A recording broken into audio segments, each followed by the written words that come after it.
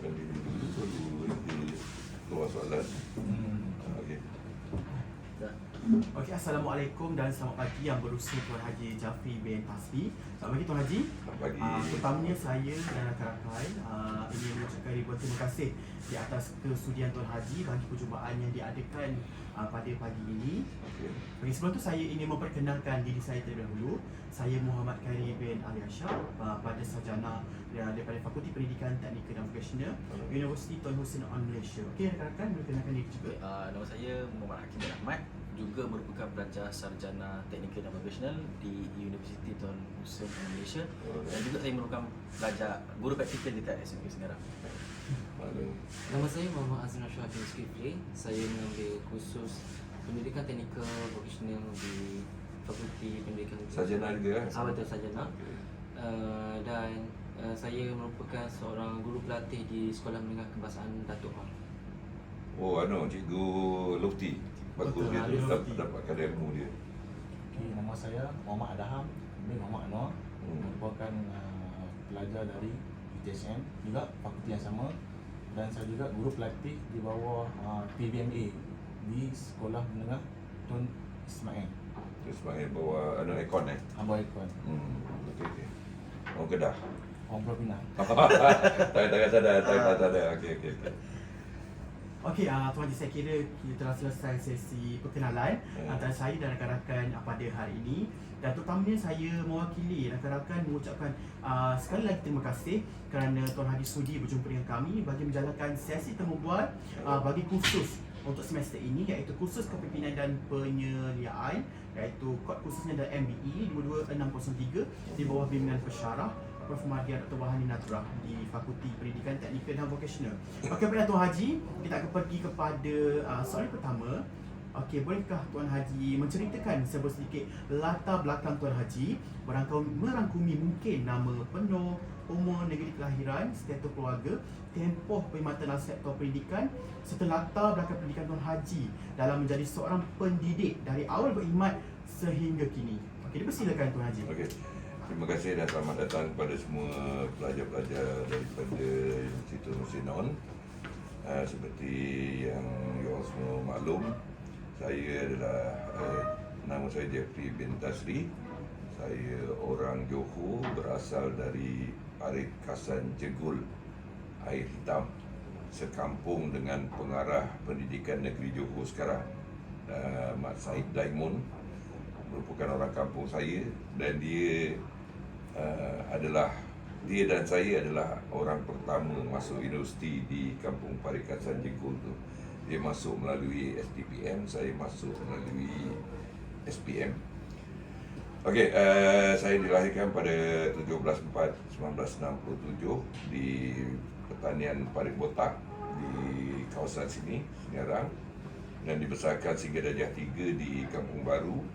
Dan saya menyambung pendidikan sekolah rendah di SK Kota Dalam, Air Hitam. Seterusnya menyambung sekolah menengah di SMK Air Hitam dahulu, sekarang ni Datuk Menteri.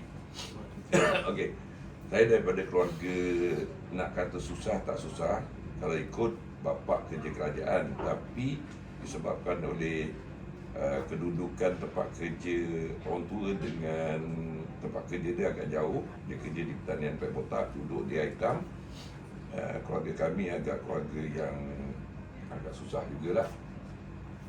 Dari kekangan itu sebenarnya saya daripada muda tingkatan 2, saya nak rasa orang hidup mewah, saya bekerja. Masuk kelima jaga store burger di Air Hitam, sehinggalah saya tingkatan 5. Tingkatan 5 saya ada store burger sendiri yang dah diikam. Lepas tu keluar result, saya merupakan pelajar lelaki cemerlang Datuk Menteri, walaupun agak nakal di sekolah, pernah digugurkan pengawas, pernah kena rotan dan sebagainya, macam-macam lah. Tapi Alhamdulillah, saya tak mohon mana-mana, tapi orang tua saya dan pegawai pertanian dia, pegawai dia yang mohonkan saya ke Universiti Pertanian Malaysia. Dia pendidikan saya dari segi diploma dan ijazah di Universiti Pertanian Malaysia, ataupun sekarang dikenali Universiti Putra. Saya habiskan diploma 3 tahun, diploma pertanian. Walaupun dapat exempted untuk terus sambung degree, berakal tak nak. Lalu saya sambung ijazah saya Bachelor Science Horticulture Landscape lah. Okey. Saya bekerja, kerja pertama saya adalah research assistant alam sekitar di UPM sendiri, di mana seterusnya ketika kerja pensyarah Dr. Zalina dia buka syarikat, tapi dia tak boleh jadi manager dan sebagainya. Dia offer ke saya untuk handle dia punya syarikat konsultan cari-cari minyak. Dia macam Puspakom, Shell, Irpa, apa benda ni, setiap 6 bulan dia kena hantar report. Jadi saya buat kerja tu. Kerja tu banyak mendewasakan saya di Kuala Lumpur tentang kemenjadian manusia. Di mana kat situ saya kenal apa itu rasuah, apa itu birokrasi, apa itu macam-macam mainan dalam perniagaan yang melibatkan kaki tangan kerajaan, swasta dan sebagainya. Timbul satu perasaan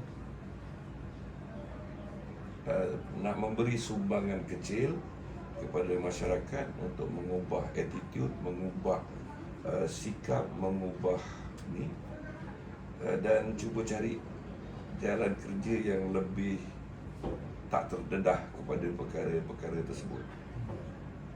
Pilihan banyak. Saya bekas ROTU, Reserve Officer Training Unit, dan saya juga di Reserve Officer Training Unit pegawai pelajar pertama dinaikkan pangkat ke lieutenant di universiti. Budak UPM ada 4 orang termasuk saya. Sebelum tu dah sampai sekarang rasanya tak ada lagi pegawai pelajar parapis yang naik pangkat di universiti. Itu tahun 94. Saya mohon banyak polis, askar semua dapat, tapi saya tunggu yang cikgu, rezeki dapat cikgu. Tapi pilihan saya bukan, saya bidang sains, tapi saya tak ambil subjek-subjek sains ke, saya tak ambil subjek pertanian ke yang diploma degree saya. Saya pilih jadi cikgu PJK, Pendidikan Jasmani dan Kesihatan. Masa interview, interviewer tu tanya, you nak tak tukar ke subjek saya fizik ke kimia? Masa tu memang sangat kekurangan tahun 94-95, kekurangan cikgu sains. Saya kata no, saya tak nak. Saya memang nak jadi cikgu PJ pasal saya bukan nak jadikan budak pandai, tapi saya nak merubah, menyumbang dalam perubahan sikap dan budak. Apa berlaku? Alhamdulillah saya dapat dan saya jadilah cikgu sehingga hari ini. Start bermula daripada 1995 sehingga sekarang 2023, hampir 26 tahun, 27 tahun gitulah lebih kurang.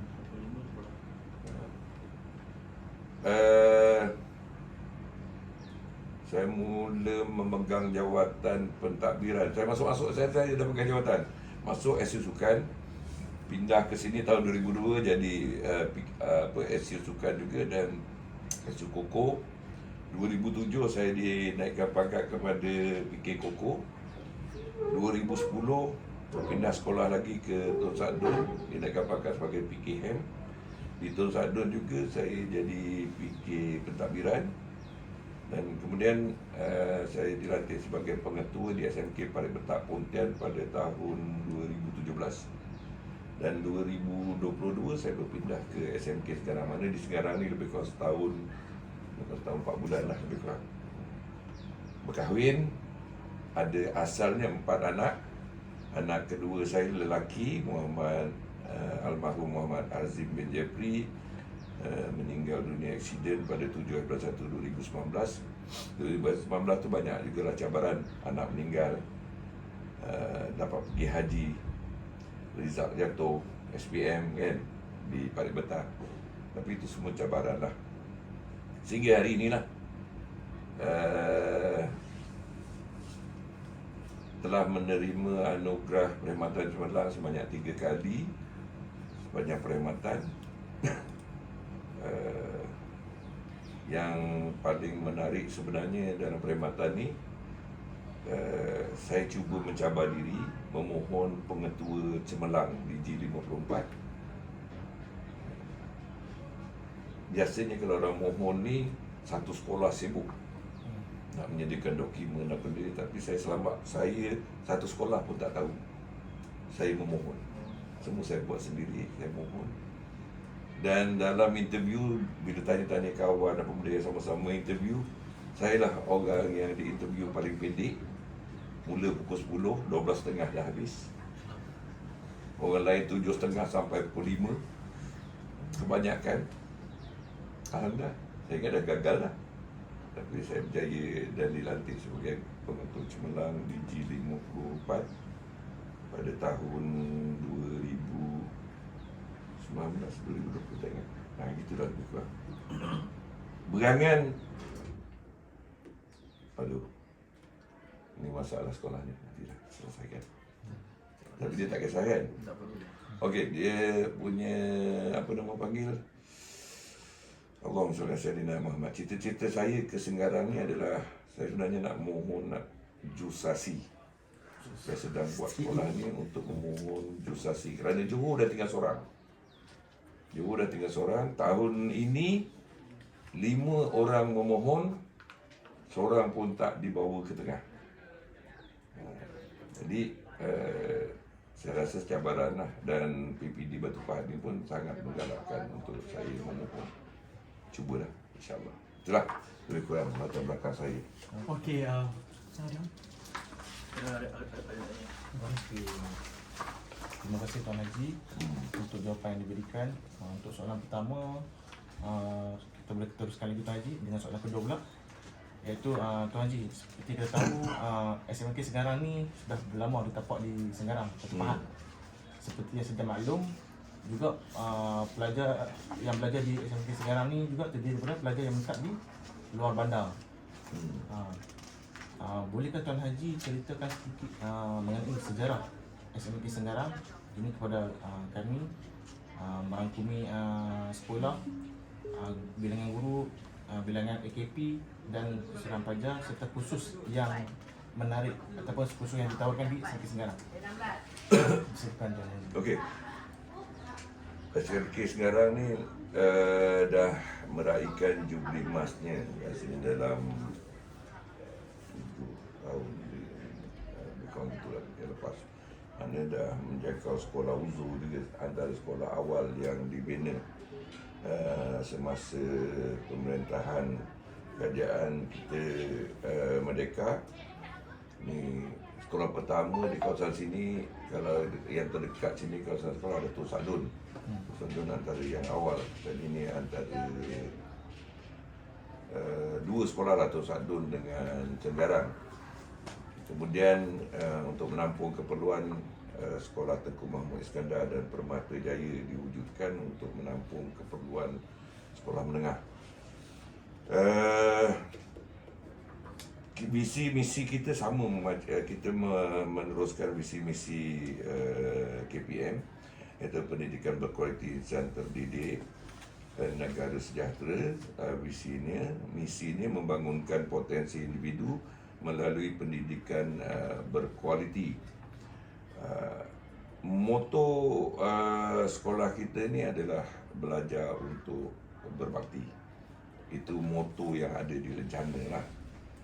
Tapi dalam urusan pentadbiran sekolah ni, saya suka dalam kaedah cara saya mengurus sekolah ni, saya perlu suka mewujudkan satu moto, slogan macam moto yang saya panggil Q.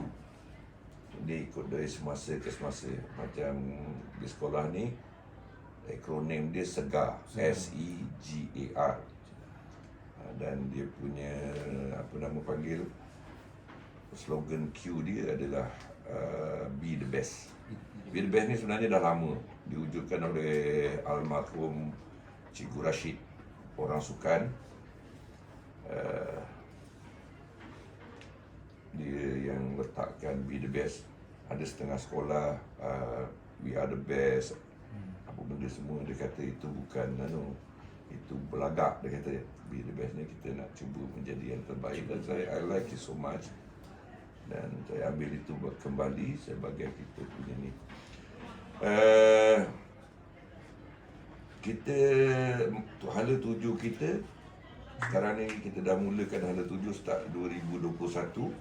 Saya tidak membentuk hala tuju ini, saya meneruskan hala tuju yang dibawa oleh pentadbiran lama. Pasal konsep saya, mana yang baik saya tak akan ubah, saya akan teruskan. Saya lebih menambah baik. Ada setengah kepimpinan bila dia masuk baru, semua nak baru, kan? Tapi pada saya itu bukannya satu benda yang terbaik. Yang terbaik adalah apa yang dah ada dan terbaik, why not kita teruskan dan kita tambah baik. Iaitu mencapai kedudukan 15 terbaik masa 2021 lah. Kurikulum daerah Batu Pahat. Dan tahun ini 2023, hala tuju kita mencapai 10 terbaik dalam kurikulum di Batu Pahat, dan matlamat akhir kita bersamaan dengan kita punya rancangan pemajuan sekolah, kita nak jadi 10 terbaik di semua bidang di daerah Batu Pahat. Okey. Bagaimana nak bawa hala tuju ini? Sebelum tu, sekolah ini ada 17 orang staf, 97 orang guru, 1114 pelajar. Di mana pelajar Cina dia plus minus 10% dalam 112 dia punya pelajar Cina. Kita tak ada bangsa lain, kita ada Cina dan Bumiputra. Tapi dalam Bumiputra tu kita ada 5% orang asli. Kalau dulu dia panggil orang Sri Pantai, sekarang ni orang asli Semenanjung. Tapi berbanding dengan Rengit, Tun Sadun, orang asli sini kalau you berjalan pun dia tak kenal. Dia dah macam merge dengan. Kita ada 8 pekerja swasta, kita ada 4 pengawal keselamatan, dan kita ada 9 AJK PIBG yang melibatkan ibu bapa penjaga. Selainnya guru lah. Okey, yang ini baru perubahan.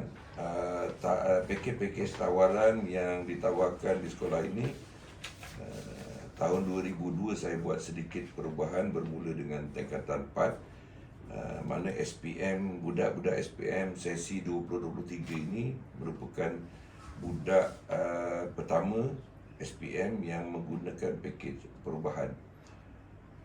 Dulu sains ni kelas pertama ataupun kelas sains, STEM sains ni dia pure sains.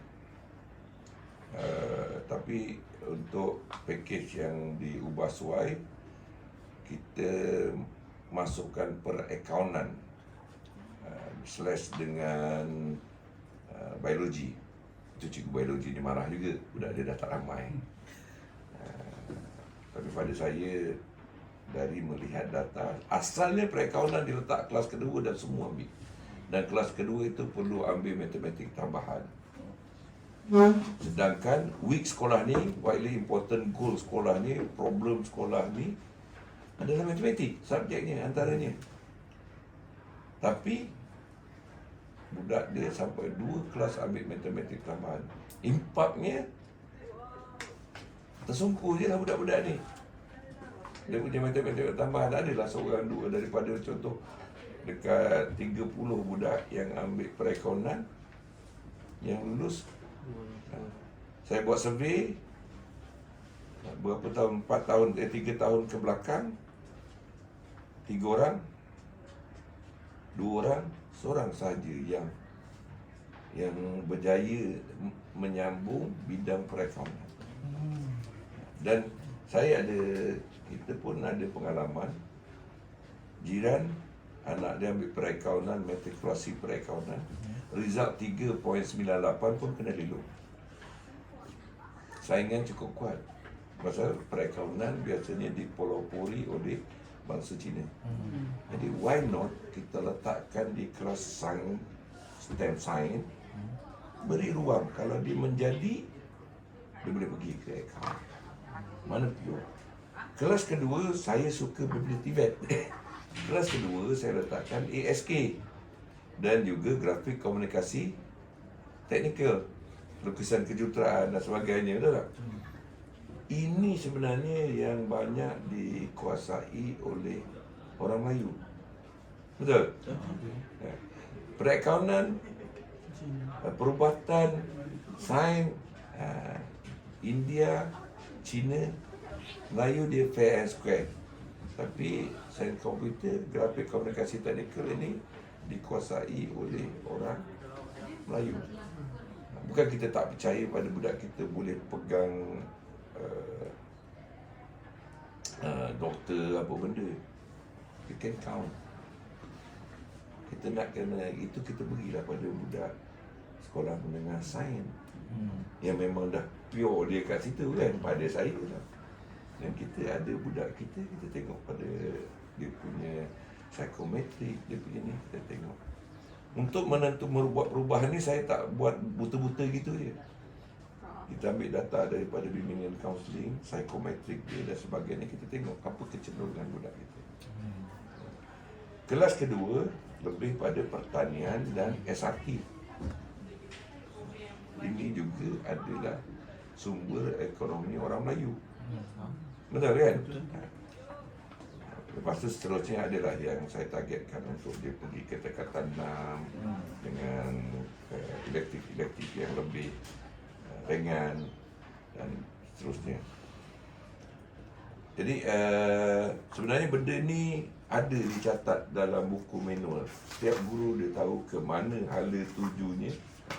Contoh macam sains ni kan, budak sains dengan perakaunan, kita dah sediakan apa kos yang dia boleh sambung di. Dulu masa kau belajar kau tak jumpa benda ni, cikgu-cikgu kau tak ada buat. Ada 7 pekerjaan. Belajar dulu, pekerjaan belum, belajar dulu. Dia nak ambil bidang apa, contoh apa ni, ahli fizik, ahli apa benda, budak sains. Bila pergi, budak sains memanglah dia open kan. Dia sejak bila dia ambil sains ni, dia open panjang lah dia punya ni. Tapi bila dia budak kedua yang grafik komunikasi teknikal dengan pun, kita ada dia punya ke mana dia boleh pergi dan universiti mana dia boleh cari. Ataupun jurusan apa dia boleh ambil dan universiti mana yang tawarkan. Kan? Universiti mana dia tawarkan, jurusan apa benda dia. Jadi dalam menentukan budak taklah kecewa. Budak yang kelas paling hujung pun dia macam beri CJ ni ramai pun tak tahu. Oh ni IKM. IKM ke apa benda semua. Kemahiran. IKBN. Boleh ingat ke kau ni semua? Tak ada. Tapi kita dah sediakan. Jadi dia walaupun dia kelas hujung, biasanya diketepikan. Bila dia tengok benda ni, dia kata ada ruang lagi. Itu cara saya lah di sini. Baru lagi lah ni. 2022 saya masuk, saya buat. Oh, buat ini ya. Kita minta lah kaunselor carikan Kaunselor benda carilah. ni. Lepas tu kita bincang macam mana nak nyusun dia punya elektif. Tuan Haji boleh tercetus idea nak buat tu. Maksud Saya lah. Tuan Haji buat. Tak, maksudnya Idea. asal saya lah. Oh. Dulu saya masuk UPM, bapak pilih. Betul lah. Diploma masuk, kita tak ada siapa ajar kita. Diploma pertanian, lepas tu fikir apa nak sambung degree. Masa bapak nak tengok pakai topi bodoh. Ada kos baru, horticulture. Kita pun tak tahu apa benda tu kos sangat. Masuk. Banyak apa kursus yang mereka ambil, dia tahu apa untuk masa Yes, yang ini masa depan. kita bimbing dia sampai level tu. Okay. Saya rasa you all pun masuk universiti, betul-betul dia tahu dia nak ambil bidang ni, bidang ni, bidang ni. Lain. Tapi sekurang-kurang budak saya dia dah terdedah. Dia tahu nama-nama ni. Universiti ni, nama universiti dia cuba tanya budak-budak. Mungkin dia tak tahu, tapi kalau dia berminat jumpa cikgu, dia dah tahu. Dia tak sangka ada Politeknik Premier, UPNM, bukan semua orang tahu. Betul. Kita je biasa assume. Orang dah tahu. Betul tak? Kita assume. Kenapa perlu assume? Why not kita sediakan peluang? Okey? Okey, itu je lah.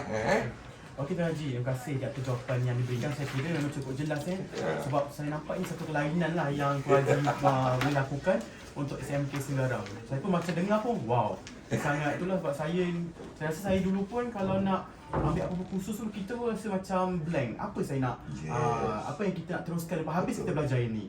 Okey Tuan Haji, saya teruskan dengan soalan yang ketiga Tuan Haji. Okey, seperti mana yang Tuan Haji telah ceritakan tadi, kita pun tahu sememangnya dengan apa perkongsian yang Tuan Haji telah sampaikan, sudah tentu akan ada gaya kepimpinan yang diaplikasikan oleh Tuan Haji. Saya kira tidaklah hanya SMK Senggarang, bermulalah daripada tempoh Tuan Haji berkhidmat sehingga sekarang. Okey, Tuan Haji, saya nak tanya, apakah gaya kepimpinan yang diamalkan oleh Tuan Haji dalam menerajui SMK Senggarang dalam seperti mana yang Tuan Haji katakan untuk mengekalkan lagi pada tahun ini, iaitu kedudukan yang terbaik 10 sekolah di daerah Batu Pahat. Okay, silakan Tuan Haji. Okey. Basic kepimpinan dia ada leisure, autokratik, diktator, lagi satu apa, ada empat tu. Sebenarnya ada setengah orang kata dia guna autokratik, dia kata dia guna leisure, dia kata dia guna ni. Untuk saya sebenarnya untuk menjiwai kepimpinan ni, you perlu mahir keempat-empat tu. Pasal you tak boleh memimpin dengan satu gaya. Dia kena dipimpin dengan pelbagai gaya mengikut situasi. Let's say, saya beri gambaran awal je lah. Saya belum lagi pergi kantin, cikgu lari. Saya belum lagi sampai tahap nak bersembang dengan cikgu-cikgu pun pasif. Tapi cikgu bila dia nak jumpa saya, dia bersedia. Faham maksud saya Dia perlu bersedia nak jumpa saya tu. Dia cerita-cerita daripada kawan-kawan yang apa-apa dia kan. Dia got to prepare. Pelajar macam tu juga. Kalau you dapat, dia dah perasan lah. Budak-budak kalau dengan saya jumpa kadang-kadang boleh main-main. Tapi bila saya bercakap di depan, tak ada dengar satu suara. Itu semua adalah gaya kepimpinan yang saya olah. Saya bukan ambil satu teori dan saya laksanakan. Saya pelbagaikan teori. Semua teori itu saya guna. Bila benda tu serius, contohnya macam perhimpunan, saya nak menyampaikan maklumat, saya gunakan detektor. You got to listen, you got to catat. Dia dah tahu dah. Keluar buku catatan, dia dah tahu. Pasal itu kalau tak, contoh macam kalau pelajar tengah-tengah bercakap, ada dia, saya berhenti, saya panggil seorang, saya tanya. Contoh kan. Itu kira kuasa kuku besi lah kan. Tapi bila dia tak ada buat salah, dia tak ada apa, kita boleh bergurau macam biasa, nak berselfie boleh, apa benda tak ada. Pelajar masuk bilik saya tak ada masalah. Setengah sekolah pelajar tak berani nak masuk bilik tu. Tapi di sini no problem. Jadi kita melihat pada situasi, kalau benda tu perlu. Macam saya mula-mula masuk sini 3 bulan lagi nak SPM, dan arahan PPD saya nak menaikkan 3 bulan. Dengan dia tak tahu lagi cikgu macam mana, budak macam mana, dia nak menaikkan. Saya terpaksa guna autokratik. Semua keputusan saya buat pam. Dia orang laksana kan. Tak laksana, kita tegarkan suruh laksana. Akhirnya berjaya. meningkat dari segi prestasi dan sebagainya. Tapi selepas tu adakah saya nak terus dengan autokratik? Sedangkan kita ada jangka masa yang sesuai. Kita kena ubah kita punya gaya kepimpinan. Saya pergi dengan leisure campur autokratik campur ni, saya tambah pula dengan gaya kepimpinan transformasi, transformational kan, leadership, kepimpinan perubahan. Pasal saya rasa sekolah ni perlu perubahan kerana dia macam dah lari fokus. Contohnya macam Koko dia sekadar nak pencapaian Koko, sedangkan Koko ini dibuat untuk menyokong kurikulum. Macam mana dia sokong? Nak masuk universiti 10% from Koko. Tapi bila saya tengok data, 660 pelajar out of 1104 orang berada di kelompok C.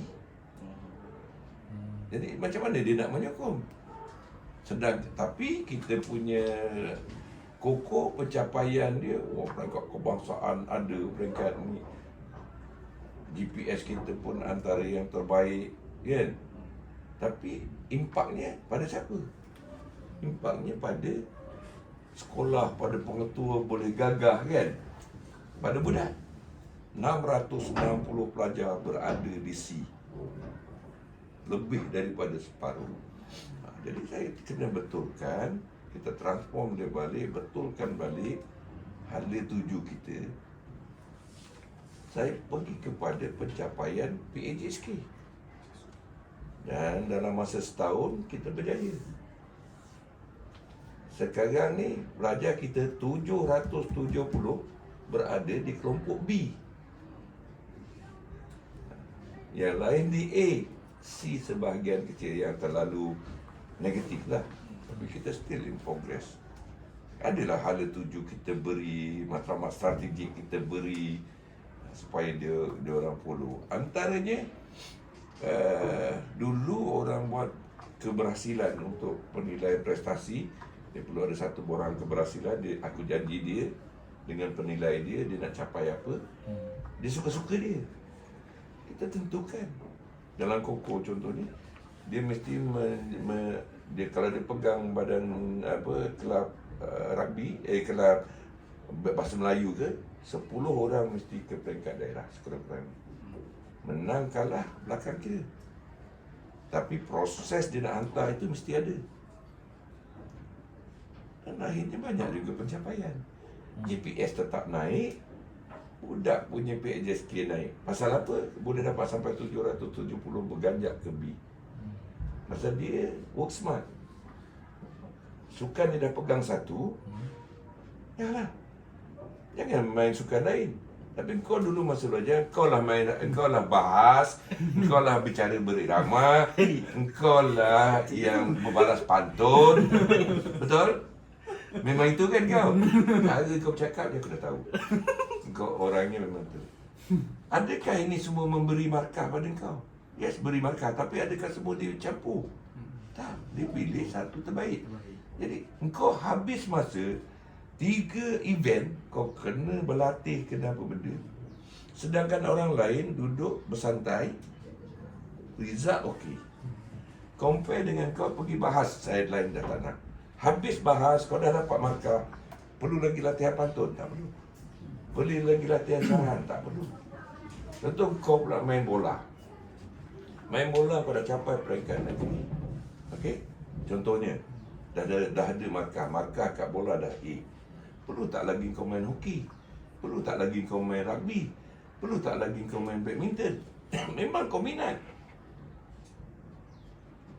Kalau dia tak kita susun, budak ni akan main orang yang sama. Contoh kau main 4 subjek, 4 kali latihan kau kena turun, 4 kali korban kau kena tinggal kelas. Betul? Useless. Memang pencapaian kita meningkat. Oh, gagah. Johan rugby, Johan bola. Tapi pada budak, hancur budak. Sebab tu dulu budak sukan kebanyakan belajar sakit. That's why work smart, not work hard.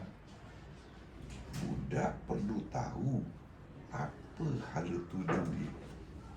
Nak bagi budak tahu as a pemimpin, macam mana kau laksanakan 3P.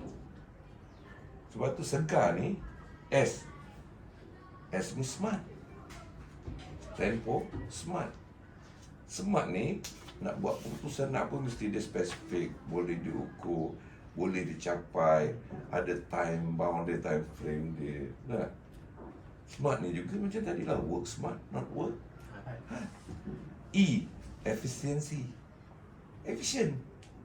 Mesti buat benda yang efficient, janganlah buat benda yang macam tadi yang 45 tu tak efficient lah. Betul tak? G, goal. Semua warga mesti ada matlamat. Dia nak jadi apa? Bukan setakat nak tukar kebun pun perlu tahu matlamat dia apa. Matlamat dia, tandas saya tak nak bau, rumput mesti pendek, kan? Itu dia bekerja dengan matlamat dia. A, accountability, tanggung jawab. Dan R, last but not least, last kali bila sebelum ni betul, sebelum ni sesuai cantik, you will get the respect. Betul? Mati. Itu akronim Segar itulah budaya kerja yang saya bawa di Segar. Maksudnya akronim ni Tuan yang cipta lah setiap satu letak ni. Ya. Ada. Dia saya masuk sini Segar tu dah ada.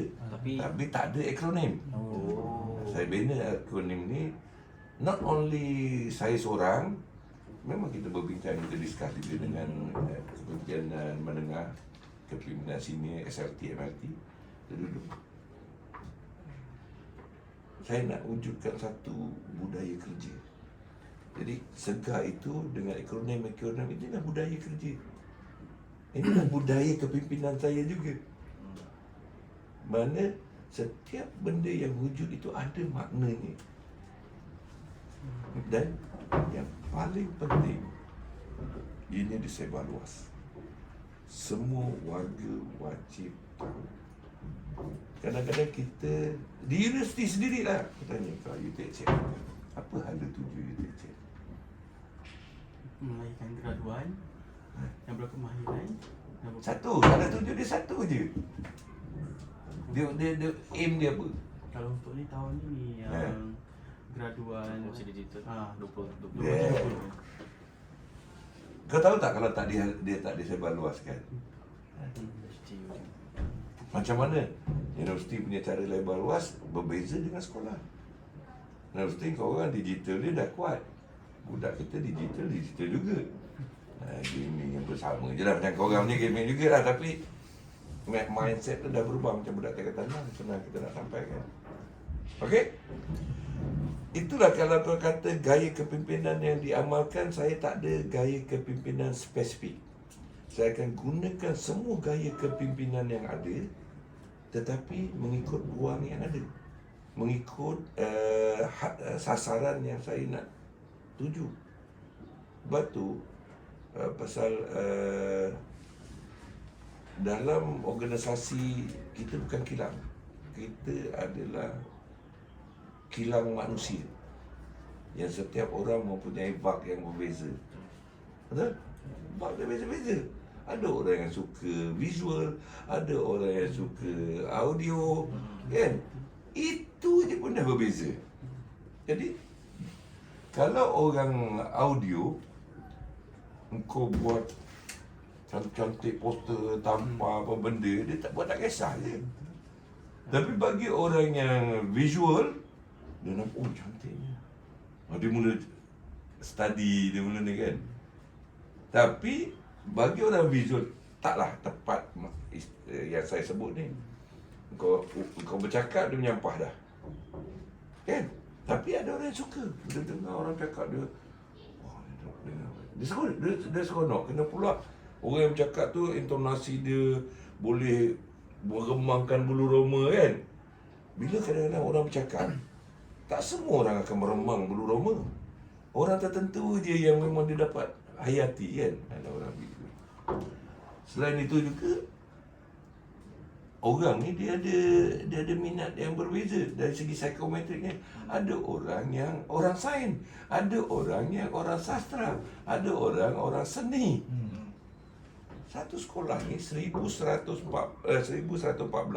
campur lagi dengan 97 cikgu, campur dengan 17 AKP, campur dengan 8 pekerja, semua ada gaya masing-masing.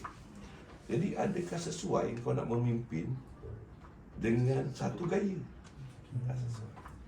Jumpa pekerja swasta, mungkin saya gunakan jenis leisure. Leisure tapi ada autokratik. Kan? Jenis leisure cakap biasa-biasa, tak perlu prosedur sangat, tak perlu skema sangat, tapi tegas. Mana? Rumput, apa rumput panjang? Contoh. Betul kan? Autokratik plus bahasanya leisure. Tapi arahannya diktator autokratik kan? Sampai. Dia tak boleh kata no. Kan? Itu ya, saya kata perlu. Tapi kalau dengan cikgu, takkan kau, apa cikgu ngajar macam ni? Tension lah cikgu. Dia orang terpelajar dan dengan cikgu. Kita cakap kita dah nak kena, tak boleh leisure sangat. Dia nak kita kena cakap tu, kita nak kena ada bahasa yang lebih kata orang tu sopan, lebih levelnya lebih tinggi. Beza. Adakah sama dengan AKP yang terus paling tinggi diploma contohnya. Kan? Bukan kata kita pelekeh dia, level dia. Jadi macam mana dengan dia? Ini yang saya kata, gaya kepimpinan. Kalau kau nak bercerita dengan aku satu hari, satu malam pun aku boleh bercerita. Pasal dia unik tau. Unik. Macam kau bertanya pada kepimpinan sekolah, sangat unik. Dia perlu bijak. Gagalnya pemimpin di sekolah bila dia tak tahu nak mengolah, tak tahu nak mengambil peluang, tak tahu nak. Dan yang paling penting, gaya kepimpinan apa kau guna pun, sebenarnya gaya itu taklah saya jadikan nombor satu. Yang saya jadikan nombor satu adalah your knowledge. You cannot lead if you don't have knowledge. That's the most important thing. As a principal, siapa pun datang bilik sini dengan apa pun permasalahan, dia keluar daripada pintu saya, dia mesti dah dapat jawapan. Dia dah mesti dapat keputusan. Untuk dapat jawapan dan keputusan, kau nak beri jawapan, kau nak beri keputusan, apa yang perlu ada padanya? Knowledge. Jangan belagak jadi leader kalau kau tak ada knowledge. Contoh, kau nak pimpin silat, tapi kau tak ada silat, kau tak ada ilmu silat, boleh kau pimpin? Tak boleh. Kau nak pimpin persatuan pencinta alam, kau pergi jungle trekking pun kau malas. Betul. Sesuai tak kau nak pimpin? Sebab tu knowledge the most important. Dan plus lagi, ada lagi plus, bukan cakap knowledge. Knowledge plus experience. Yes. Kau ada knowledge je, tak ada experience pun useless. Betul? Contoh,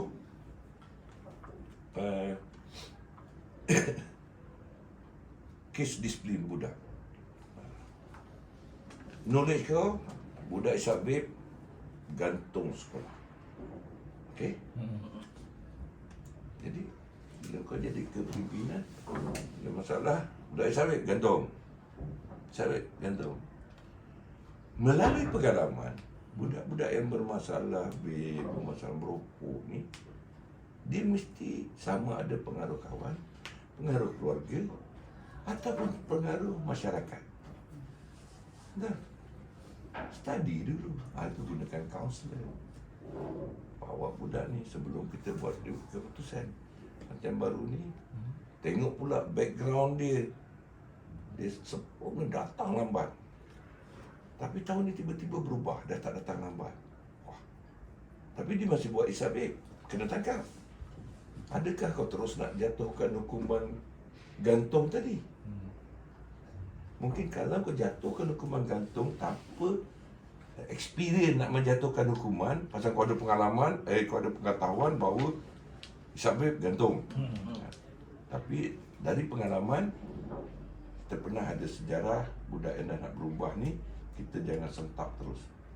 Jadi panggil budak ni, ucap dulu dia punya tahniah, dia dah berubah banyak. Kita rekod ada kan.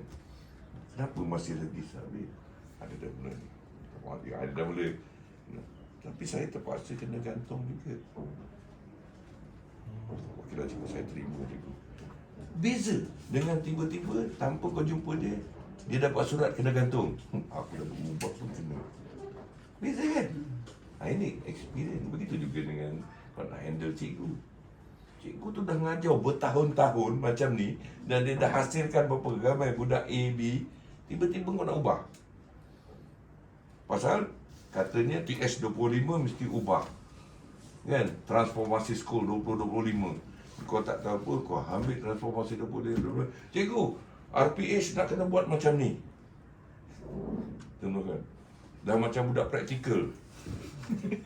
Agak-agak cikgu yang dah nak pencen lagi 5 tahun ni, lagi 3 tahun ni, tak dipakkan kau je. Maaf, sorry. Betul tak? Macam mana ni nak tackle dia? Kalau you ada knowledge dah, transformasi school, you dah pergi kursus, you ada knowledge. Tapi kalau tak di-plus dengan experience, macam mana nak tackle cikgu? Betul. Yang Okay, that's all. Okey Tuan Haji, saya kira satu perkongsian yang cukup jelas, menarik terutamanya dari segi angkoni segar tu sendiri dan juga macam yang Tuan Haji katakan, kita perlu ada knowledge plus experience. Dan saya pun boleh tambah sikit lah, dan jika memang seseorang tu ada kata knowledge dan experience, di mana pun dicampakkan pun dia tahu apa yang dia nak buat. Betul. Walaupun dia pergilah ke mana-mana, saya seorang pun dia boleh kata sesuaikan diri dan untuk persekitaran dia lah. Okey Tuan Haji, saya akan teruskan dengan soalan yang keempat. Seperti mana yang telah Tuan Haji katakan, kalau dari segi kepimpinan, kita harus memperbagaikan gaya kepimpinan dari segi konteks yang sesuai. Macam yang Tuan Haji dah tempuh, dah lalui, boleh tak Tuan Haji kongsikan kepada saya dan rakan-rakan apakah cabaran yang paling getir yang dihadapi oleh Tuan Haji dalam kata memaculah SMK Senggarang ni, dan serta apa tindakan yang diambil oleh Tuan Haji dalam mendepani cabaran-cabaran yang dilalui. Silakan Tuan Haji. Okey. You di mana pun cabaran itu tetap ada. Tapi dalam bidang pendidikan ni sebenarnya, cabaran yang biasanya dihadapi oleh kepimpinan kalau tertinggi lah di sekolah ni, pengetua. Pasal pengetua ni dia segala sudut termasuk keuangan dan sebagainya. Cabaran yang paling hebat jika kita nak buat perubahan. Saya ambil cabaran paling hebat perubahan. Pasal biasanya di mana-mana sekolah, kalau sekolah luar bandar macam di Senggarang ni, dia telah ada kumpulan guru yang dah berakar umbi, yang dah kata orang tu Veteran. Contoh, ada seorang guru kita yang akan pencen insyaAllah dalam bulan 6 ni, 3 Jumaat. Second posting dia tahun 92 di Senggarang. Until now.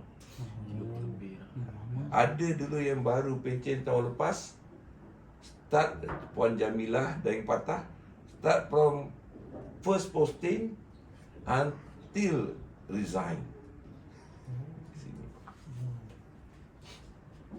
Dia rasa dia dah sangat kondusif.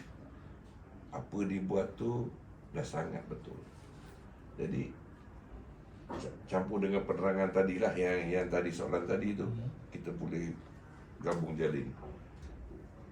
Di SMK sekarang benda tu berlaku, dan itulah tadi kata gaya kepimpinan kita itu main peranan. Dengan budak baru mungkin kita boleh straightforward. Dengan guru-guru yang macam ni kita kena show dulu something. Tunjukkan sesuatu. Saya suka bila menerang dulu, bila beri penerangan dan sebagainya. Saya suka beri penerangan, anggap dia orang tak tahu. Jadi kita pergi detail. Dan bila kita campur adukkan gaya kepimpinan, dia orang lama ni pun juga kita perlu hargai. Dia perlu diberi respect. Respect dia orang lama. At least Iman, aku macam nak buat dia ni lah contohnya. Contohlah kan, mana kau sesuai tak? Minta pandangan. Minta pandangan, yes. Engkau kalau tiba-tiba dekan panggil, tak payah dekan lah, ketua jabatan je lah panggil. Hairi, kalau saya kelas ni saya buat besok kita buat kat luar, kat field, okey tak Hairi? Padahal dia boleh je terus buat. Arahkan semua pergi field contoh kan. Apa perasaan kau Senang. bila dipanggil, ditanya macam tu? Rasa dihargai. Yes. Jagai Rasa selesa. Yes. cara-cara kita nak ambil hati dia lah. Yes. Mungkin tapi engkau contohnya student paling baru kat situ contohnya. Azim, jom. Hari ni kelas beritahu kita ke budak baru. Kita follow je lah. Budak tahun 1, ini budak tahun akhir kan. Beza lah kan. Dah debat. Jadi soalan tadi tu macam mana saya adalah a humanized workplace. Menghumanize workplace. Apa tu dalam bahasa Melayu dia? Memanusiakan tempat pekerjaan. Maksudnya kemanusiaan itu diletak yang utama. Dia sama dengan prinsip humanistik ke? Lebih kurang lah. Suasana tempat kerja bukan secara total macam tempat kerja. Di suasana tempat kerja ni macam satu keluarga. Sebab tu yang saya dalam ni antara semua orang ni dia ada peranan masing-masing dan dia tahu peranan dia. Dulu sekolah ni contoh paling nampak saya beri satu contoh, saya masuk sini fikir pendidikan khas. Orangnya sangat hebat, sangat laju.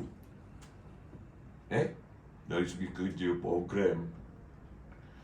Tapi fikir satu yang arus perdana dah nak pencen. Jadi dia bila kau tahu lah orang nak pencen, dia cool down, santai-santai, buat janji buat. Jadi pendidikan khas dengan arus perdana momentum berbeza. Tingkatan 6 juga berbeza. Ya. Fikir ni gerakan sangat laju. Saya pun tengok, terkejut, laju. Apa berlaku? Anak-anak buah dia datang jumpa saya, mengadu.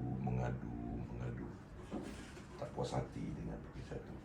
Adakah saya tegur terus fikir pendidikan khasnya? Tak. Kata hari dia hantar nak buat program ni, hold, jangan buat dulu. Saya hold dia, hold. Slowkan dia. Dalam masa yang sama, saya lajukan, mainkan peranan semua fikir-fikir yang dulu fikir satu dah nak pencen, dah slow semua, kita sentak balik, lajukan ni. Harus perdana punya lajukan. Tingkatan 6 pun kita godak, lajukan dia. Bukan laju macam mana. Maksud dia kena tahu, dia kena buat ni, dia kena buat ni. Gerakkan kaunselor. Jadi bila satu sekolah dah bergerak dengan speed yang sama, saya lepaskan balik fikir pendidikan asal. Dia datang nak buat okey. Sampai sekarang tak ada komplain apa daripada cikgu-cikgu dia. Ini Suci. strategi.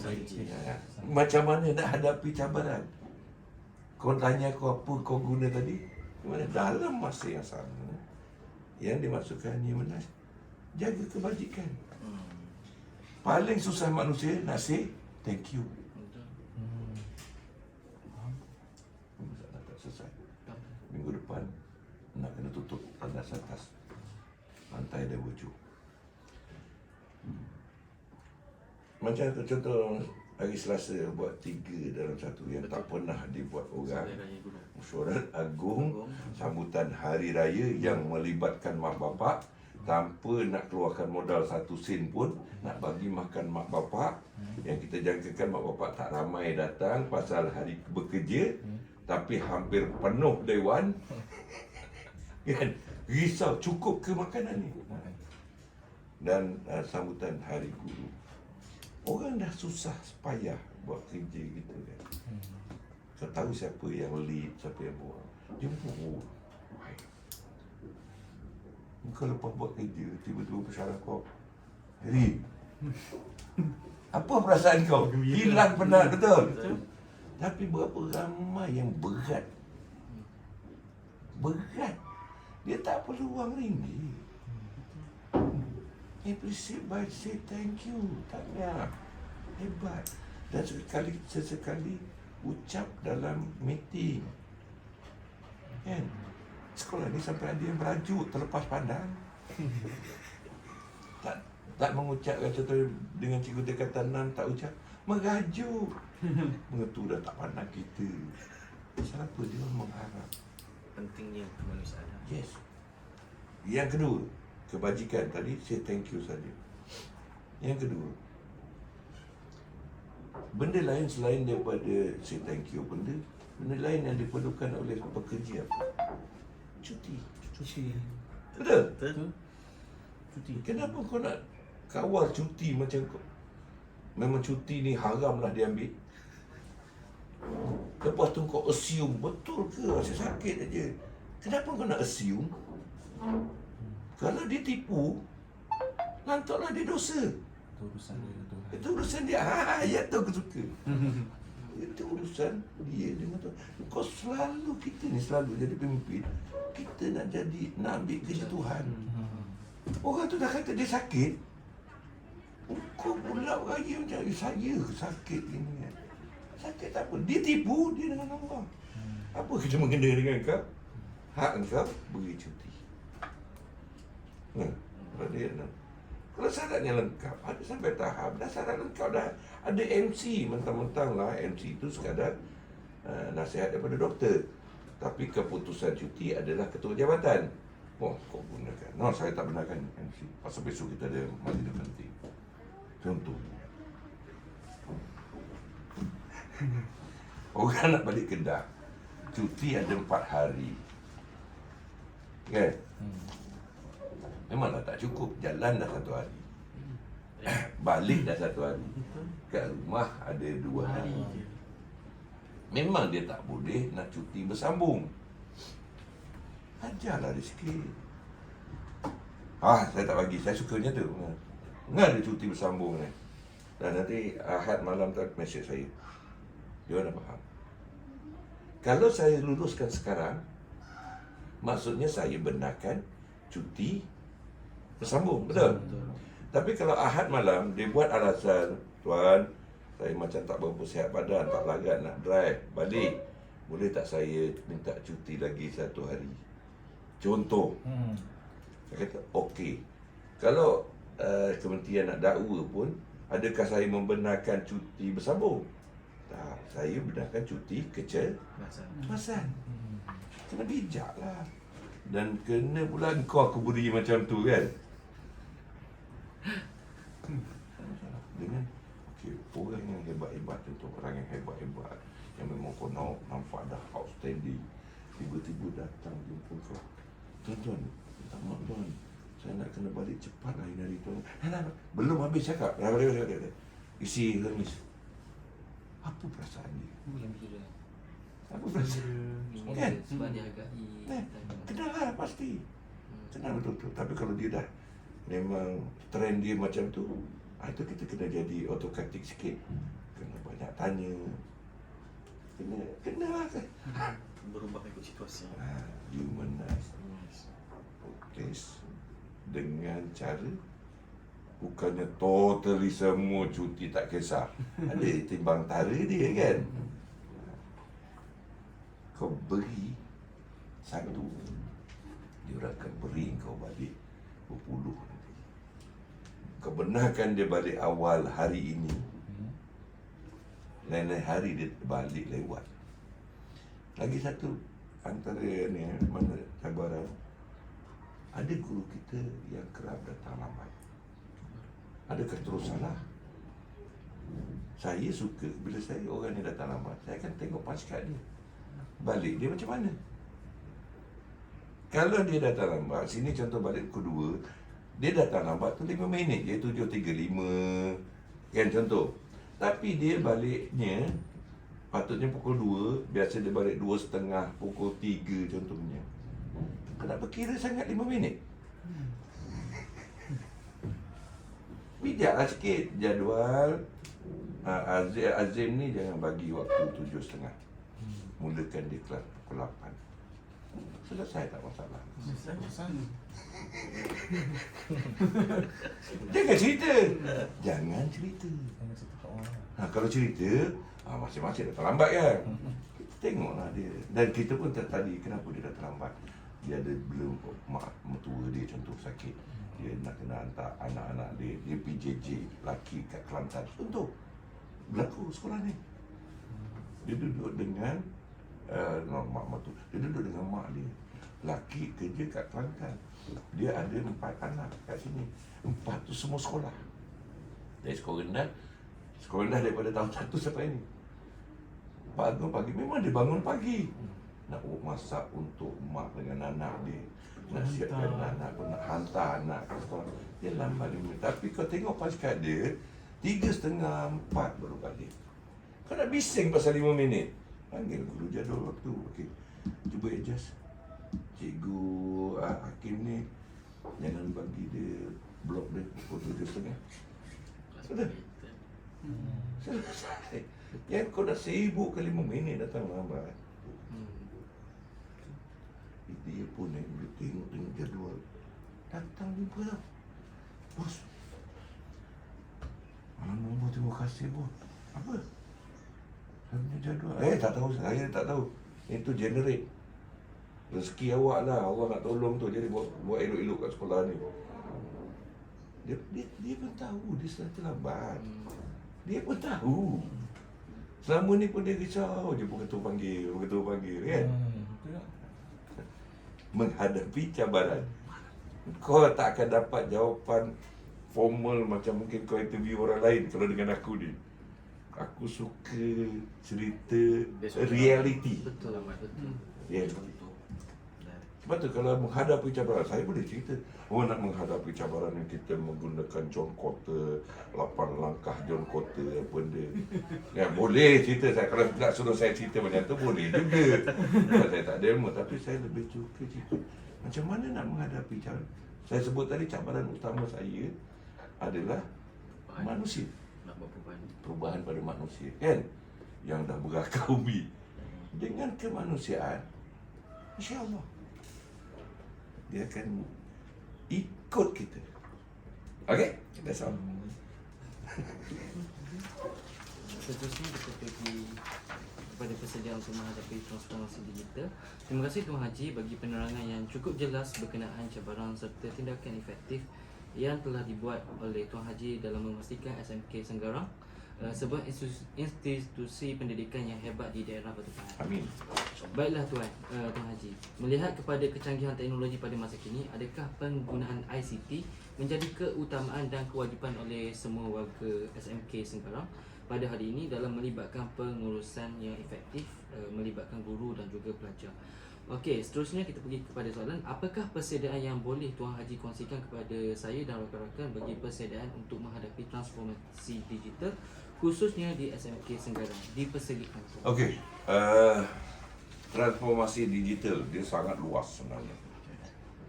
Tapi untuk masa sekarang, the most important thing nak jadikan sesuatu organisasi itu berdigital adalah capaian internet sebenarnya. The main Betul. capaian internet. Saya masuk sini, kita cuma ada streaming dengan kotak Maxis tu yang dia boleh pergi dalam sekitar tak sampai pun 100 meter, dan kotak yang power Maxis tu kalau banyak dinding pun dia lost kan. SMK Senggarang merupakan satu-satunya sekolah yang paling awal tu 2000, saya masuklah 2022. Seluruh kawasan SMK Senggarang ini dicapai dengan capaian 5G fiber. Bahagian depan Unified 500 Mbps. Bahagian belakang blok yang melintang memanjang ke belakang tu, tingkatan 6 mana tu, Maxis 5G 300 Mbps. Dan kita dah sambungkan semua blok. Kalau kau buka aja handphone kau akan jumpa dia punya tu. Senggarang. Itu paling penting dan kita dah berjaya. Kemudian jantung kita, pusat komputer. Masa saya masuk, sedih lah tengoklah dengan komputernya apa benda kan. Dah lama tak buat pelupusan apa benda. Jadi kita uruskan pelupusan. Gadget tak ada, budak tak boleh bawa handphone, gadget. Jadi kita kena sediakan gadget. Kita ada Chromebook tu yang satu Malaysia punya tu, walaupun tu pada saya why not, walaupun dia slow apa benda, tapi sekurang-kurangnya betulkan dapatlah berapa dekat 40 yang boleh dipakai. Rezeki ialah bila kita usaha, Allah bagi rezeki, tiba-tiba kerajaan bagi.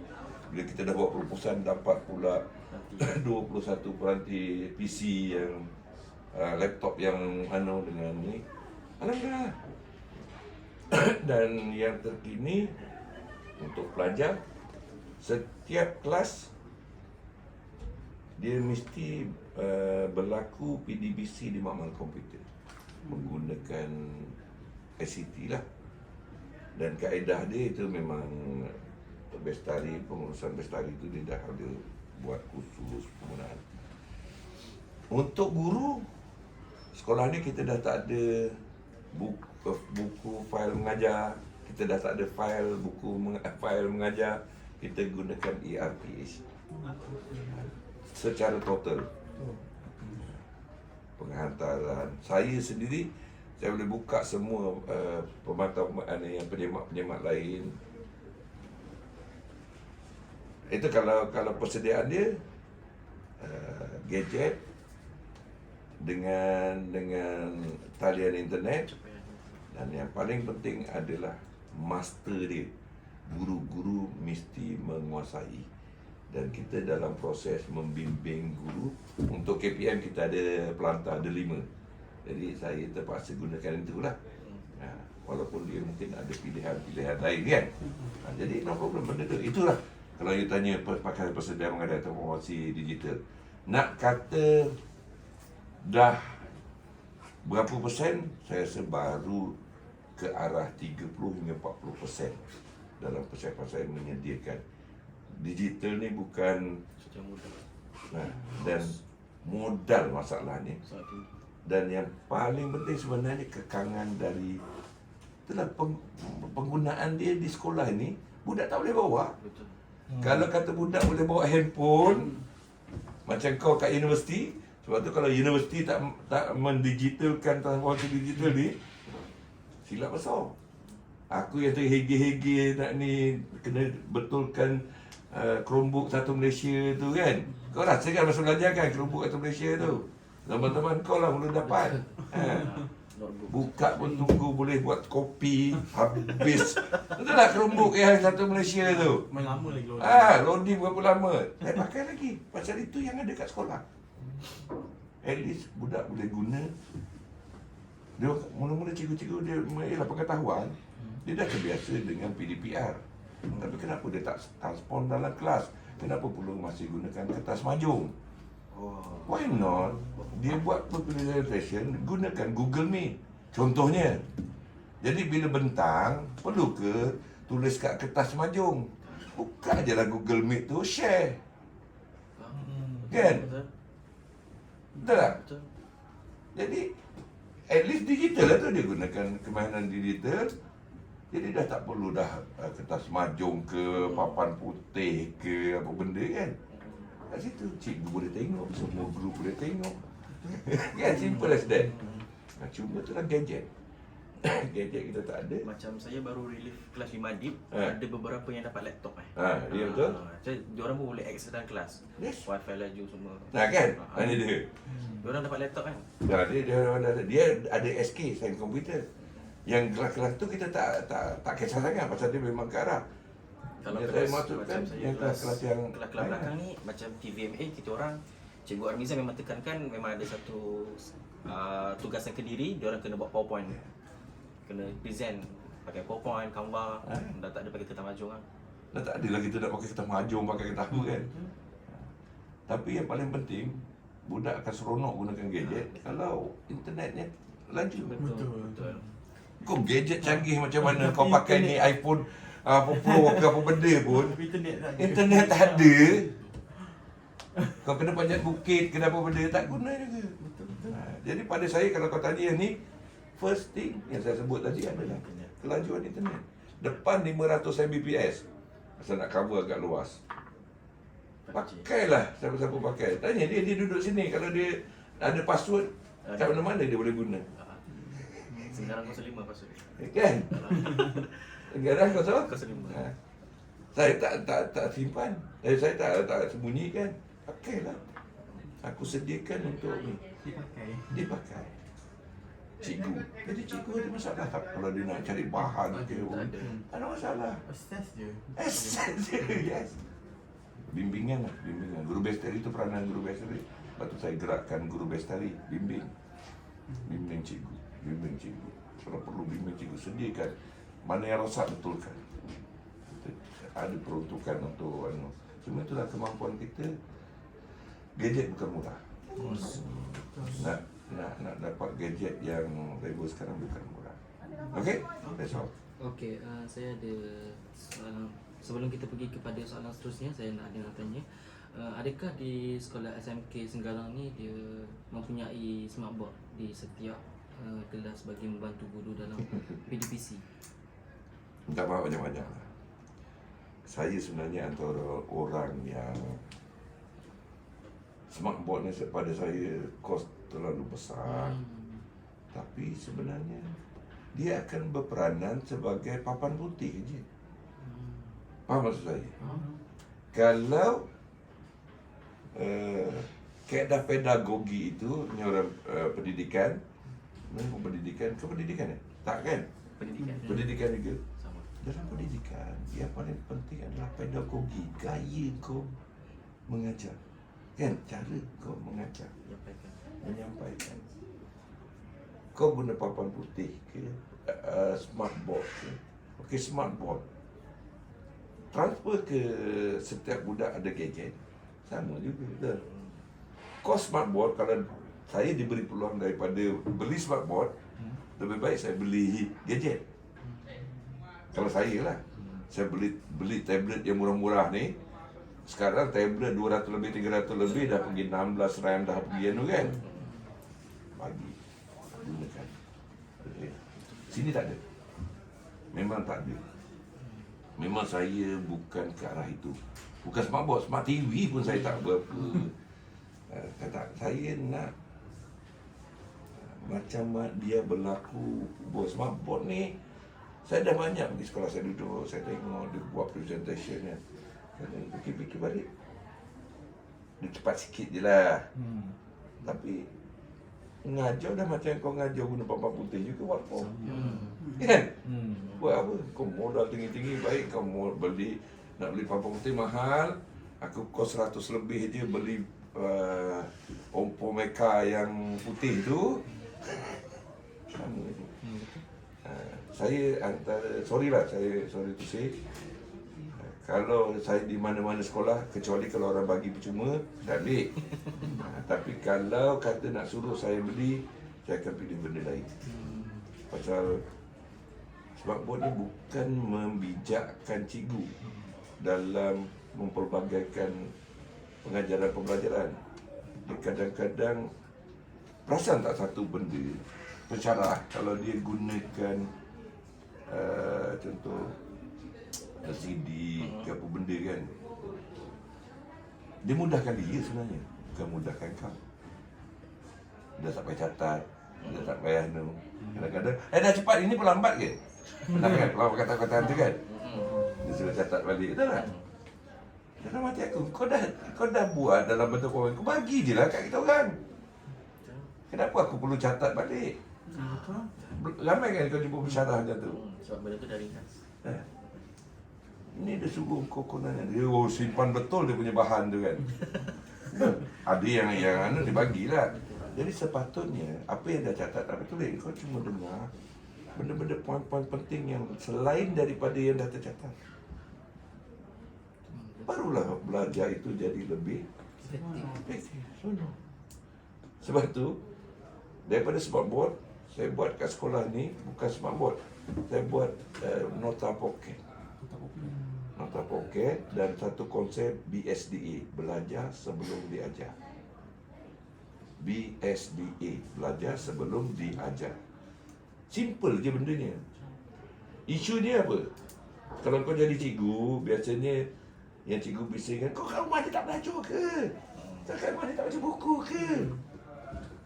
Oh, orang luar pun, orang panggil PPD pun dia cakap, itu di luar bidang kuasa kita. Kita tak boleh pantau budak di luar. Jadi kita hanya selesaikan masalah yang kita boleh kawal. Tapi nota pocket boleh kawal belajar di rumah untuk dibaca buku. Untuk soalan-soalan kebat, dia hebat macam mana jawab soalan kebat, tapi tak ada fakta, tak guna. Markah kosong. Jadi masalah budak kita sekarang, fakta tak ada pasal dia malas Baca. Jadi cikgu pun, besok kau jadi cikgu, kau akan jumpa dia rancang lain, masuk kelas lain. Tapi nota pocket ini, dia besok nak ngajar apa, dia mesti dah beritahu pada Hakim, Kim, nanti beritahu kelas, saya nak ajar bab 2, contohkan kemanusiaan. Sampai ni, budak balik dia dah buat nota, dia baca bab 2, dia buat nota pocket. Dan dia dah ada rimak soalan-soalan yang dia dah baca, dia tak berapa nak faham. Okay. Besok masuk kelas, budak dah ada dong pengetahuan sedia. Jadi cikgu perlu ajar panjang-panjang ke? Berlaku tak komunikasi antara guru dan berani tak budak nak bercakap? Berani. Berani dia. Budak sini berani bercakap. Baru panggil kat perhimpunan. Okey. Dapat duit je. Dia dah berani bercakap. Pasal apa? Kita dah biasakan dia. Itu hari panggil penceramah, engkau kalau pergi sekolah buat kuis, apa macam mana keadaannya nak dapat budak menjawab macam mana? Susah. Tanya dia, kau ada yang masa ustaz? Belum masuk. Budak berebut nak lari ke pentas nak jawab. Beza. Pasal apa? Dia dah terbiasa, dia ada pengetahuan sedia. Ada sebelum belajar Pareto 80-20, 20-80. Masalah cikgu RPH dengan cara mengajar berbeza, selesai. So dia tak boleh lari lah. Dia dah beritahu budak nak ajar apa. Kalau dia ajar lain nanti, cikgu kata nak ajar ni kan. Budak baca buku, selesai. Kalau dia buat nota kecil, dia mesti baca buku. Dia Menulis. ingat baru. Betul? Yang ketiga, konsep PAK 21 selesai. berlaku komunikasi. Mana? Dua ada. Okey. Inilah pertanyaan smartboard tadi aku jawab panjang kan. Betul. Tapi memang pada aku smartboard is Lebih not. baik dia Digitalize. gunakan costing yang lebih murah berbanding. Yeah. Daripada satu soundboard dapat lebih banyak tab. Yes, saya lebih suka sebenarnya tu je jawapan dia tadi, rupanya biar gadget yang dibekal personal pada budak. Bukan satu gadget yang jadi guard, Permanent ke tapi akhirnya dia cuma jadi papan putih. Betul. Sebab kadang-kala kalau menggantikan smartboard sendiri, kita boleh gunakan LCD untuk kita displaykan projektor ke papan putih. Boleh juga, tak ada masalah. Dan ataupun paling mudah sebenarnya, mesyuarat-mesyuarat yang dibuat secara digital lah ini, sama ada Zoom ke, Webex ke, Google Meet ke apa benda, itu pun sebenarnya dah berlaku. Nak present gunakan tu je. Kau dah tak payah nak gunakan skrin, tak payah nak gunakan LCD. Buka aja laptop, buka aja handphone, kau dah boleh nampak kat situ kan. Member present selesai kan. Sama tak dengan smartboard, sama tak dengan LCD. Yang penting ini sebenarnya. Dia lebih fleksibel. Ya. Ha. Kalau kau tanya aku gadget apa yang paling untuk digitalize ni, gadget apa yang memang pad. Handphone ni terlalu kecil. Pada saya iPad. iPad ke tablet ke apa benda lah, tak kisah, yang besar agak besar. Sebenarnya. Dia macam muka komputer. Boleh buat permanent. Sebenarnya dia lebih murah. Janganlah kau cerita iPad. Janganlah cerita yang jenama-jenama. Kalau kau beli bajet dalam lebih kurang 300-400 sekarang ni, kalau kat apa nama TikTok ke kat mana kan ada yang sale tu kan. Rasa kalau boleh keluar. Okey. Okey, Tuan Haji, kita teruskan soalan yang terakhir saya rasa. Baru lagi soalan yang ke-6. Terima kasih atas jawapan tadi. Okey, kita teruskan lagi dengan soalan terakhir, iaitu berdasarkan daripada awal perbualan topik yang diajukan kepada Tuan Haji, apakah harapan dan hasrat yang difikirkan relevan oleh Tuan Haji pada masa hadapan bagi institusi TVET ni lah, institusi SMK Senggarang ni, agar kekal relevan dan mendapat mandat oleh penduduk setempat ini? Dipersilakan Tuan Haji. Sebelum Anwar Ibrahim menang, kan? Kita tak kenal pun apa Malaysia Madani.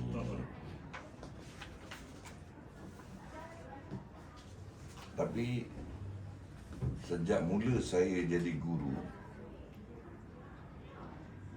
kalau Anwar Ibrahim sejak dia berjuang 1998 reformasi dia, saya sebenarnya sejak jadi guru.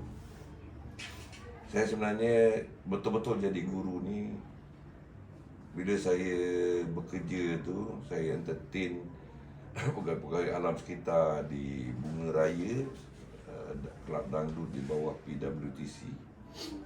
Saya tengok sendiri orang nombor 2 pemimpin kita berdangdut. Dah tua-tua beruban, berdangdut. Bergurau sendiri dengan penyanyi dangdut. Saya termenung. Inikah guru-guru dulu hasilkan? Inilah pemimpin kita. Kalau pemimpin kita macam mana nak berubah? Walaupun sumbangan dia kecil, saya nak jadikan anak-anak yang keluar daripada Senggarang ini bukan nak jadikan tahfiz, nak jadikan dia ni, tapi dia ada jati diri, dia ada integriti. Di mana pertama mula nak buat perubahan, saya masuk sekolah ni vandalism teruk, hormat guru tak ada, ganti pintu bilik air sekejap hancur. Saya tak pernah macam dia. Terus saya suka sambil tengok isunya, kita suka kulit luar. Budak perempuan mesti pakai baju coupling, jaga tapi benda utama dalam Islam apa dia? Benda utama dalam Islam bersih, suci. baru dia bawa pergi kepada semua benda. Faham? Punca kita bersih suci apa? Makanan. Satu. Baik. Yang paling penting sebelum jadi makanan, Sumber air. paling Air. Nak basuh makanan, air. Nak basuh kita punya cukup kerja air. Masuk satu institusi, pernah tak ada terfikir dalam otak kau sebelum aku cakap ni, kau nak cek punca air kita ni suci ke tak? Kita suka assume. Betul? Air bersih lah. Apa berlaku, bukan di sini saja, di Tun Sadun, tempat saya masuk, di Parit Betar. Di Parit Betar lagi, tangki besar, pembekal besar. Kita ada tangki besar kat sekolah tu, keladak 3 kaki. Tak pernah diservis daripada start buat sampai sekarang. Dan saya masuk situ 2017, akhir 2017 saya panggil plumber, servis tangki. 3 kaki keladak. Suci tak air tu? Dahlah dia simpan dalam tangki, kan? Dengan keladak, dengan apa benda, kan? Akhirnya, air tu jadi, tanya-tanya ustaz juga lah. Ada ke tidak? Ini sekolah sini lagi sedap. Sekali servis dengan tangki berlumut, yang belakang tangki saya ada bangkai. Patut budak ada mengadu, cikgu air bau bangkai. Kau bayangkan kau nak mengubah akhlak budak, kau nak ubah ni, tapi dia lepas buang air kecil, dia cebok dengan air muntah najis. Suci tak? Dia punya ni tak ada. Oh, kau sibuk suruh dia solat. See? Betulkan tu. See? Kan? Harapan kan? Kalau kau tanya aku harapan. Betulkan dia punya kesucian, baru amal dia betul. asas. Asasnya. Asas kita Islam. Saya majoriti Islam, jadi saya ahli ke Islam. Bersih, suci. Bersih. Barulah beramal. Tak sampai setahun. Nanti kepada Pak Aiden dia tak ada benda yang rosak pasal dia dah memang uzur, pasal tepi pantai, naku rosak, itu ya. Banyak tingkat-tingkat kosong yang tak berisi ni pasal naku dia dah karat. Nak ganti naku bukan murah. Tandas-tandas dah tak ada isu. Solat sekarang ni pukul 1 dah tak ada isu. Baik banyak. Dan yang paling penting, ustaz tidur datang. Ustaz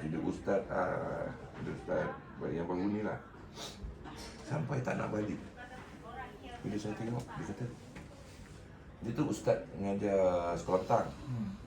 Ustaz, kalau ustaz nak minta diri dulu tak apa, pasal kita orang ni akan tunggu sampai waktu zuhur. Jadi kita akan buat program campur-campur sampai habis waktu zuhur, baru lepas main baru jalan balik. Ustaz tu duduk. Dia tengok budak organize sendiri, kuis agama, apa benda semua kan. Dia rasa teruja. Awal dia dah teruja pasal dia dia tanya soalan, budak menjawab beri tau. Dia dah. Dan paling dia teruja bila habis je majlis, budak terus bangun, yang bentang tika, yang pergi habis sembahyang. Dia dah selalu nampak dah setiap pukul 1, betul? Ada cikgu-cikgu nak bawa kejar sana, kejar sini. Hari tu, hari Selasa, kerusi dah tersusun. Terlupa. Pengetunya terlupa nak solat zuhur kan. Tapi budak tahu gerak sendiri. Ada yang sembahyang kat bilik sana, ada. Jom membaca. Nanti kita sama-sama kau cari buku. 10 minit. Okey. Boleh? Nanti saya akan ambil gambar kemudian. Okey. Jadi kalau tadi nak ke mana nak dibawakan ni, harapan saya adalah yang Pak Karudin tu saya sukalah. Budak yang baik lagi cerdik. Saya sangat dah lama cuma buat saya tapi tak ada akronim itu dia buat. Dan Insan Madani ni saya memang sangat suka. Lebih kepada rohani, melengkapkan dia punya jari jasmani, emosi, rohani dan intelek dia. Dan bukan intelek semata-mata. Bukan intelek semata-mata. Kita kadang-kadang kita gilakan A dia. Tapi pada saya itu yang jadi doktor-doktor lah yang ramai lesbian, yang ramai homoseks. Pasal dia insani, rohani dia tak terisi. Okey? Kalau harapan itulah harapan saya. Bukan sekadar sekolah cemerlang, tapi sekolah cemerlang dengan akhlak yang hebat. Okey? Okey Tuan Haji, berdasarkan di atas segala konsep yang diberikan seperti tadi, saya kira setakat itu sahaja soalan yang diberikan Oh, kepada satu Tuan benda Haji. saya tak terjawab. Okey. Dia tanya tadi, Tibet. Okey, baik. Kalau berkenaan dengan Tibet ni, memang sekolah ni saya antara sekolah kita ada PBMA, catering, kita ada PBMA pembuatan makanan pendidikan khas, pembuatan makanan pembuatan kek, roti dan pizza kalau tak silapkan saya. Saya highlightkan sains pertanian, saya highlightkan JKT, saya benda yang baru kan. Kalau benda-benda ni pada saya Tibet yang awal tadi saya dah cakap. Apa yang saya cakap tadi? Tibet adalah orang Melayu punya kemahiran. Kan? Cuma orang Melayu ni suka makan gaji. Nak mengubah dia menjadi, tapi sekarang nampak kalau kau pergi Pek Raja, banyak budak-budak muda yang dah berjaya hasil daripada Tibet kan, perniagaan Tibet dan sebagainya. Jadi sekolah ini sebab tu kelas kedua saya dah mula dengan Tibet kan, kelas kedua saya dah pergi dengan Tibet, JKT, sains komputer kan. Memang pada saya Tibet ni saya sangat sokong pasal saya juga orang Tibet. Saya orang pertanian ni Tibet lah kan. Jadi sekolah ini memang ke arah Tibet. Ke arah Tibet. Dan yang paling saya tonjolkan adalah pada hari terbuka tahun lepas setengah tahun, saya tak panggil universiti-universiti hebat yang menawarkan macam-macam ni. Saya panggil KKTM, saya panggil Artek, saya panggil KPTM, saya panggil YPJ yang berkaitan dengan Tibet kemahiran. Pasal kemahiran ni sangat penting dalam kehidupan kita. Dan budak-budak contoh pendidikan khas pun saya suruh keluar tanam sayur. Dan pendidikan khas jual cili, ni tengah jual cili. Dulu pertanian kita hebat tapi cikgunya sakit. Masuk cikgu perempuan, cikgu Fatimah belum mantap lagi lah, kita tengah bimbing lagi. Dulu kita pertanian bandar. Dapat pengiktirafan GAP daripada Jabatan Pertanian. Kita anugerah koperasi jualan melebihi 1 juta kita dapat. Cikgu Ustaz Syed Azman. Dan sekarang ni saya sedang gerakkan RBT. RBT kita agak kelam sikit. Saya sedang gerakkan dia lah. Jadi kalau tanya berkenaan dengan Tibet, saya adalah orang Tibet yang sangat menyokong Tibet. Apa boleh saya buktikan, dia tengok elektif yang saya tawarkan pun kelas kedua dah pergi Tibet. That's all. Okay? Okey Tuan Haji, saya rasa terima kasih kepada Tuan Haji di atas perkongsian diberikan berkaitan dengan hasrat dan harapan dalam memastikan bahawa bidang Tibet ini semakin mendapat mandat serta dipelopori oleh semua lapisan masyarakat di Malaysia, khususnya dalam memperkasakan industri Tibet ini selaras dengan hasrat dan harapan Kementerian Pendidikan Malaysia iaitu KPM dalam melahirkan graduan-graduan yang hebat, berkemahiran serta mempunyai kompetensi dalam semua bidang Tibet khususnya. Akhir kata saya mewakili rakan-rakan mengucapkan ribuan terima kasih di atas kerjasama yang diberikan oleh Tuan Haji dalam menjadikan sesi temu bual pada hari ini serta mampu jadikan sebagai panduan kepada saya dan rakan-rakan dalam menjadi seseorang yang hebat, berkemahiran serta mampu memajukan kepada pembangunan negara. Sekian, terima kasih Tuan Haji. Terima kasih. Saya harap dianya dapat manalah, mungkin cara saya menjawab tak macam orang lain. Tapi kalau kami dapat intipati yang sangat baik, sangat Saya- detail. Saya suka bila ada temu keluar macam ni, saya suka yang tak formal, tapi Contoh walaupun kau untuk kerja khusus, tapi saya tak nak benda tu kosong. Saya nak kau dapat tu dan kau boleh bawa sampai mana-mana. Pada cara aku jawab, aku tak formal, aku tak susun